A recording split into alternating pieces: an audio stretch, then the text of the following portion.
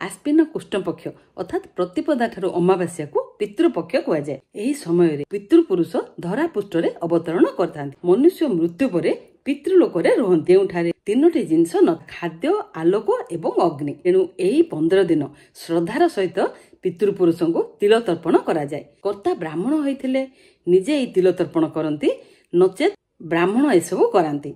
भगवान को जेमिति अग्नि माध्यम पूजा करा जाए, पितृपुरुष को जल माध्यम तर्पण करा जाए।